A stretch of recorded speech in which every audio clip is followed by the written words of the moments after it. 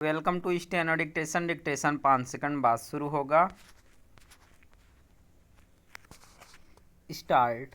सवालों और संशय के बीच इजरायल ईरान के बीच छिड़े भीषण युद्ध पर विराम लग गया।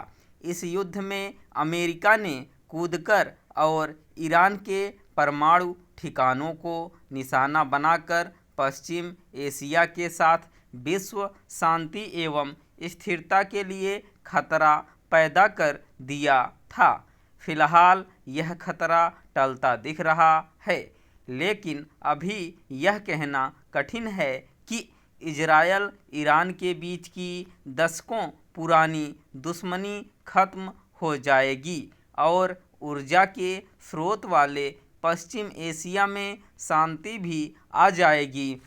जैसा कि अमेरिका राष्ट्रपति ट्रंप कह रहे हैं, उनकी किसी बात पर भरोसा करना ठीक नहीं। वह अपनी ही बात और अपनी ही नीति से पलट जाते हैं। अब वह बीच बचाव की मुद्रा में दिख रहे हैं और इजरायल को भी नसीहत दे रहे हैं।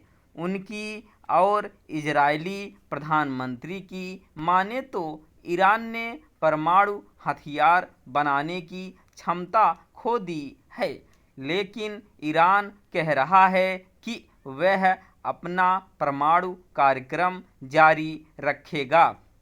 क्या वह परमाणु हथियार हासिल करने का इरादा सचमुच छोड़ देगा? क्या उसके बचे खुचे विज्ञानी यह विस्मृत कर सकते हैं कि परमाणु हथियार बनाते कैसे हैं? क्या अमेरिका से सदा सशंकित रूस और चीन भी यह चाहेंगे कि ईरान परमाणु हथियार बनाने का इरादा छोड़ दे? स्पष्ट है कि ऐसे सवालों का जवाब भविष्य ही देगा। इस पर हैरानी नहीं कि ईरान भी अपनी जीत और शत्रु को सबक सिखाने का दावा कर रहा है। ऐसा ईरानी जनता और ख़ास तौर पर कट्टर मजहबी सत्ता के समर्थकों का मनोबल बढ़ाने के लिए किया जा रहा है।